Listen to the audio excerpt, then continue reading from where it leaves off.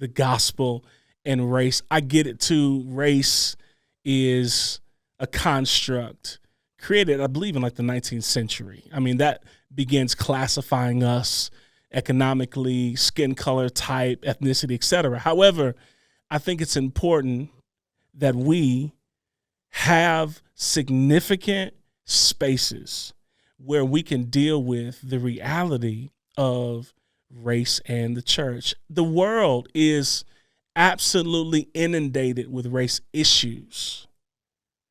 The systems of our country are absolutely embedded in the sickness of division, polarization, racisms.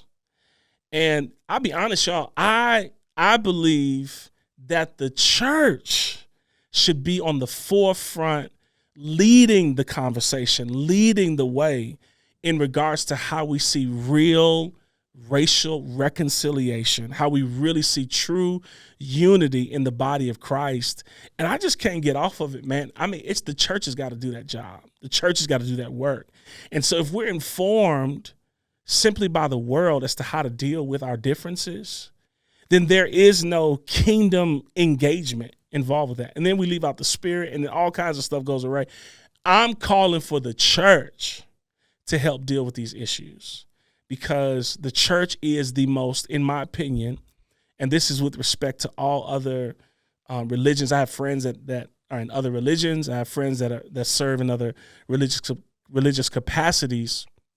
However, I believe God's church is the strongest force in the world to bring any kind of significant change.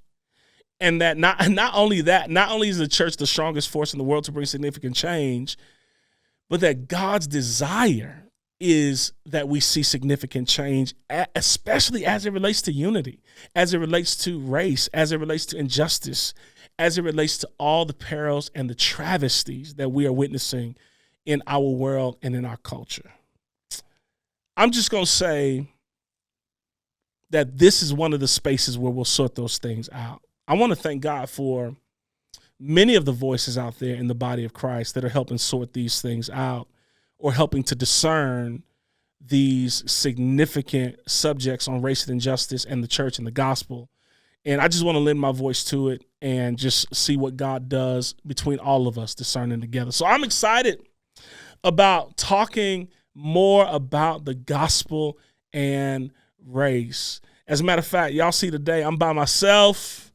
I'm chilling, but I do got Garrett in here with me, who, folks, you got to know he's producing this entire situation, and he's doing a phenomenal job. So, Garrett, kudos to you, man. Good to have you in the space. Thanks, man. Hanging out, and so yeah, I wanna lean into a subject that's gonna seem a little bit watered down when I bring it up, but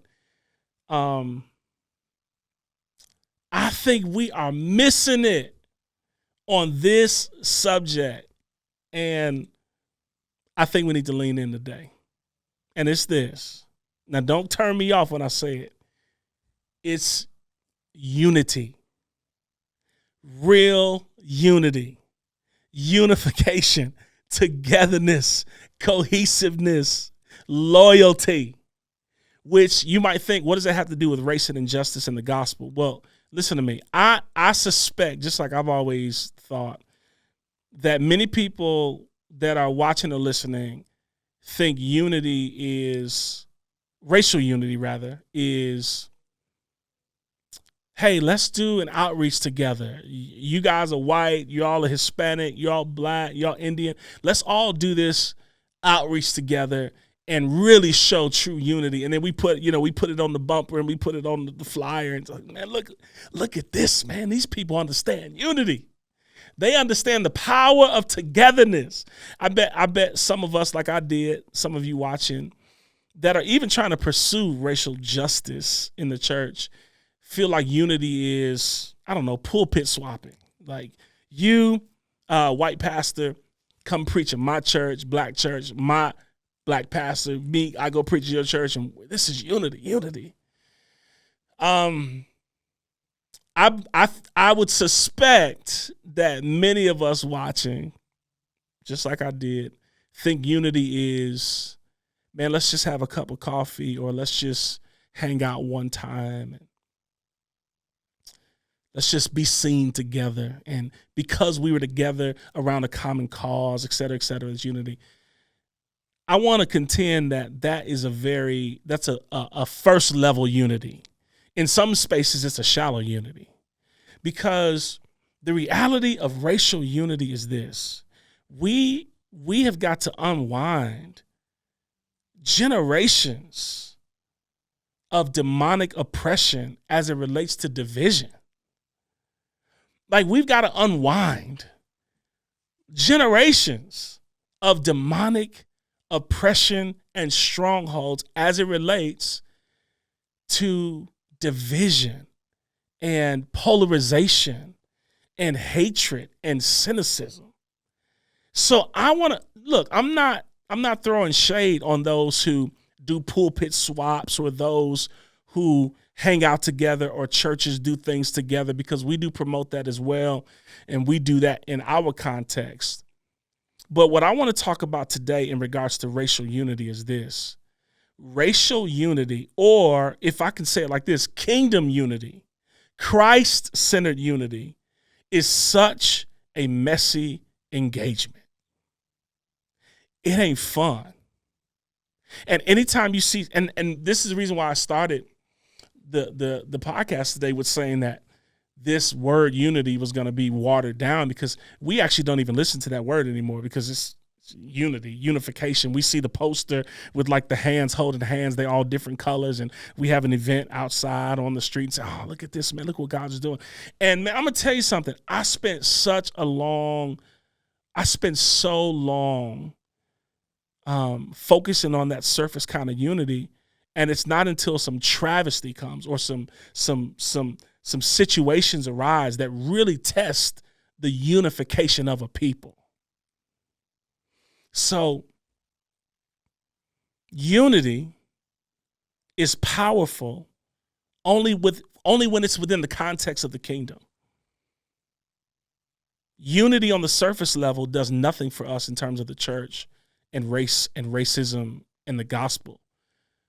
Unity in itself without the depth of the kingdom is simply just a show. And so here's what I'm thinking. Here's what I'm trying to get over. Here's what I want us to talk about today. Real significant unity is only fully realized when crisis comes.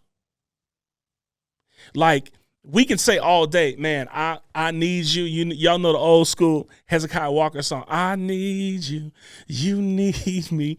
We're all a part of God's body. I mean, by the way, I love that song, Hezekiah Walker. And at my home church, that's our jam. But hear me, fam. The reality is this, that real unity is tested among a people, especially God's people, when crisis comes. I can roll with anybody when we all agree on everything. We all roll together when we agree on everything. Like when we all agree on everything and nobody has any kind of dissension or pushback to a viewpoint you have or a viewpoint I have, then we're always going to be on the poster, every color, every nation, in unity. But the reality is this. The reality is that true unity is so messy, because it really is only realized when crisis comes. What do we do when something disrupts how I view you or how you view me, and we are different colors, different ethnicities, different races, different backgrounds? How do we handle, especially as people of God, how do we handle the discrepancies that come when crisis hits and things get crazy, and now I don't know how I feel about you? This is why I believe, as we engage this conversation of race and the gospel and race, we have got to do it with a posture of discerning. And I know we talked about this before in another podcast, but we've got to do it with a posture of discerning, because if we don't engage gospel and race with a posture of discerning, then when crisis hits, or when circumstances hit, or when differences become manifest, and I don't see you the same way, I don't run back in my corner and now become just as polarized as I was before.